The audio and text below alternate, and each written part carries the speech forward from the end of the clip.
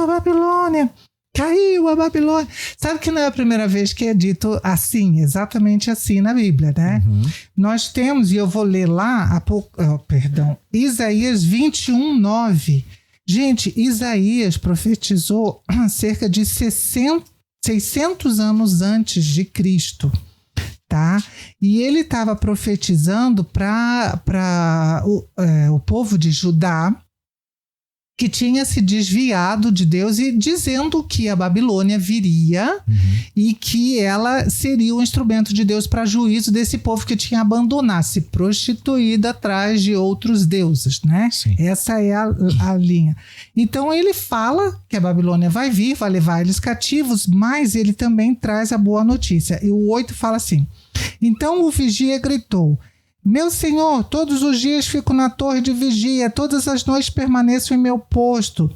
Agora veja, finalmente, aí vem um homem num carro de guerra, com um par de cavalos. E então o vigia disse: ela caiu, a Babilônia caiu, todos os ídolos da Babilônia estão despedaçados no chão.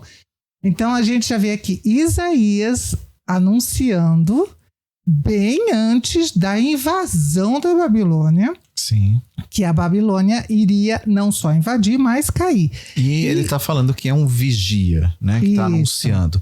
Agora, quem não sabe, anjo, na palavra original grega, quer dizer mensageiro, né? Então é o papel dos anjos mesmo, eles são mensageiros. Mas você veja que nas cartas, como a gente falou lá no podcast atrás, quando fala ao anjo da igreja, já está falando ao mensageiro daquele local, né? Então, por exemplo, o Policarpo, a gente comentou, né? Que provavelmente seria o mensageiro lá de Esmirna, né? Que ele era um dos... Né? Ele era o pastor, né? Ele lidava, ele era discípulo de João.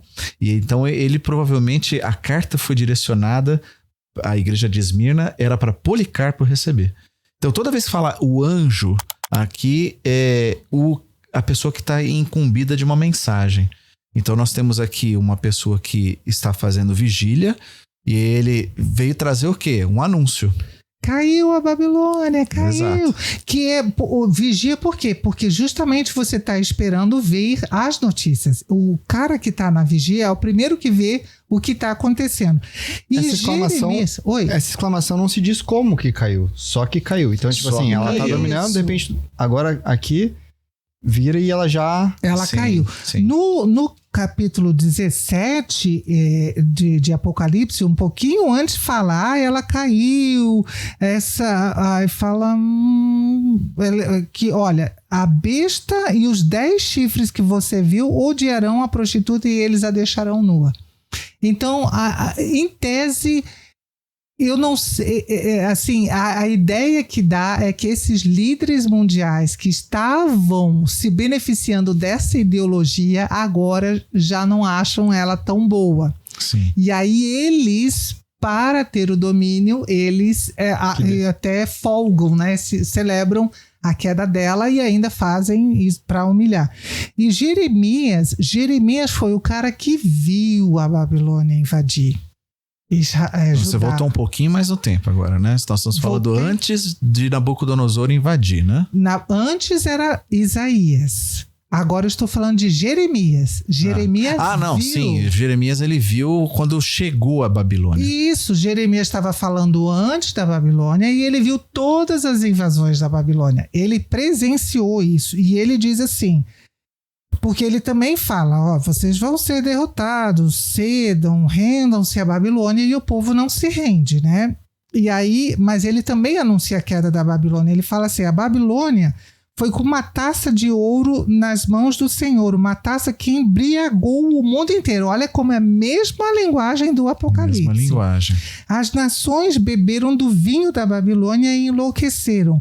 Mas, de repente, a Babilônia também caiu. Chorem por ela, deem-lhe remédio. Talvez ela ainda possa ser curada. Para quem, aliás, você está falando uma linguagem metafórica, né? Porque para quem não sabe, a história foi uma coisa que chocou os babilônios. Por quê?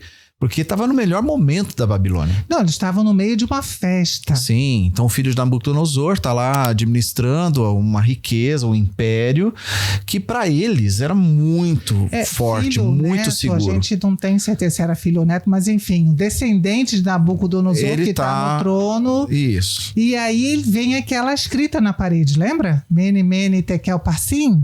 Então, foi nessa noite que a Babilônia foi invadida. Numa noite sem resistência, o maior poder do mundo caiu. De uma maneira impressionante, que eles não esperavam que eles fossem... Sim, mas eles foram invadidos por um ali seria o quê? Um duto, né? Não. O próprio rio Eufrates, a Babilônia, o rio Eufrates cortava ela. Uhum. Como o rio seria, então, um ponto fraco para invasão estrangeira, eles puseram portões nos dois lados do rio. Uhum. E isso quem conta não é nem a Bíblia. Isso quem conta são os anais do próprio Ciro, tá? Que foi o imperador Medo-Persa que invadiu ali.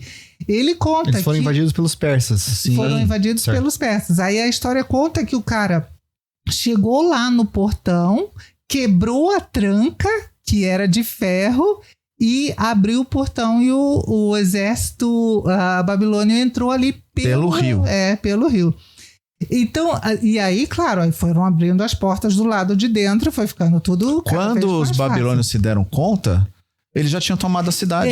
E onde eles estavam tendo a festa era bem no meio da cidade. Ou seja, eles estavam festejando e o exército já estava invadindo, o exército persa. Por isso foi de uma hora para outra. Exatamente, de uma hora para outra. É o que a gente está vendo em Apocalipse. E olha, quando a gente... Isso que é legal a gente saber. Por isso, gente, a gente sempre fala para vocês. Se vocês não conhecerem a história do Antigo Testamento, vocês não vão entender o Apocalipse.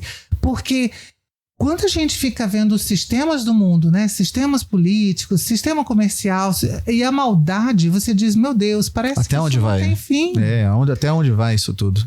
E quando chega o anúncio, caiu a Babilônia, ela cai de uma hora para outra. A gente acha que é indestrutível e não é. Tá gostando desse conteúdo? Você pode assistir o episódio completo clicando em alguma parte aqui da tela ou no link da descrição.